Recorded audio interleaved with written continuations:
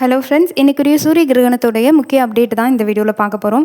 குறிப்பாக நிறைய பேர் நிறைய கொஸ்டின்ஸ் அப்படிங்கிறது கேட்டிருந்தீங்க. நீங்கள் வீட்டில் தனியாக இருக்கிறீங்க, இல்லை சாப்பிட்ணுமா, சாப்பிடக்கூடாதா, மொபைல் யூஸ் பண்ணணுமா, இல்லை நைட்டு வந்து சாப்பிடக்கூடாதா, வெளியில் போகக்கூடாதா, இந்த மாதிரி நிறைய கொஸ்டின் கேட்குறீங்க. குளிக்கணுமா, சமைக்கலாமா, இந்த மாதிரி கொஸ்டின் கேட்குறீங்க. எல்லாத்துக்குமே ஆன்சர் இந்த வீடியோவில் இருக்குது. குறிப்பாக சூரிய கிரகணம் அப்படிங்கிறது இன்றைக்கி நைட்டு 9:02க்கு ஸ்டார்ட் ஆகி நாளைக்கு அதிகாலையாக 1:28க்கு முடிவடையுது. கிட்டத்தட்ட 4:30 மணி நேரம் இருக்கும். இதோடைய உச்சம் அப்படிங்கிறது 10:47க்கு இருக்குது.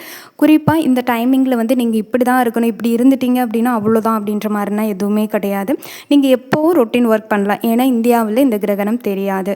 இந்த கிரகண நேரங்களில் நெகட்டிவ் எனர்ஜி இருக்கிறதுனால தான் இதை பண்ணுங்கள், இதை பண்ணாதீங்க அப்படின்னு சொல்லி நம்ம பெரியவங்க சொல்லியிருக்காங்க. அதே தான் நானும் உங்களுக்கு சொல்கிறேன். நார்மலாக உங்களுக்கு கிரகண நேரம் அப்படிங்கிறது இப்போ இந்தியாவில் தெரியாது அப்படின்றதுனால நீங்கள் எப்பவும் போல் ரொட்டீன் ஒர்க் பண்ணலாம். வெளியில் போயிட்டோம் அப்படின்னா நம்ம குழந்தைக்கு எதுவும் ஆகிடுமோன்னு நீங்கள் பயப்பட வேணாம். அதே மாதிரி ஃப்ளாட்டாக தான் படுக்கணுமா அப்படின்னு சொல்லி நிறைய பேர் கேட்குறீங்க. அதுவுமே கிடையாது.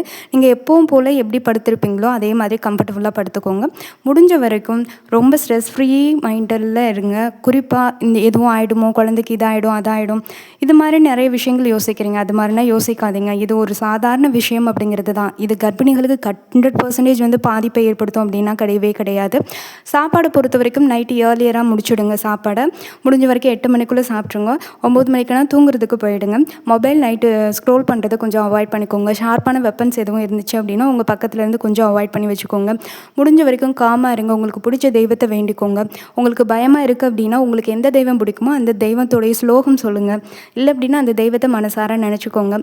சாப்பாடு ஐட்டம் பொறுத்த வரைக்கும் நைட்டு நான்வெஜ் வேண்டாம். அதே மாதிரி பரோட்டா, சப்பாத்தி, பூரி இந்த மாதிரி ஐட்டமும் வேண்டாம். நிறைய பேர் நைட் சமயத்தில் எங்கள் வீட்டில் வந்து பாத்ரூம் வெளியில் இருக்குது, வெளியில் போகலாமான்னு கேட்குறீங்க. தாராளமாக போகலாம். அதே மாதிரி இன்றைக்கி நீங்கள் என்ன ஒரு ரொட்டீன் ஒர்க் பண்ணணுமோ தாராளமாக பண்ணிக்கலாம். இப்படி தான் இருக்கணும், அப்படி தான் இருக்கணும் அப்படின்னா கிடையாது. உங்கள் ஹஸ்பண்ட் வேலைக்கு போயிட்டா கூட நீங்கள் நார்மலாக எப்போவும் வீட்டில் என்ன பண்ண ஒர்க் பண்ணுவீங்களோ அது எல்லாத்தையும் அப்படியே பண்ணிக்கோங்க.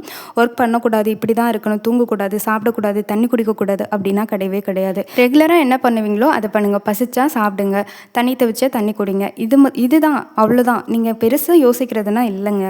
அதே மாதிரி ஸ்ரீலங்கா, இலங்கை இங்கேனா தெரியல. அதனால் அங்கே இருக்கிறவங்களும் எதுவும் பயப்படாதீங்க. நார்மலாக எப்போவும் நீங்கள் ரொட்டீன் ஒர்க் பண்ணலாம். நன்றி.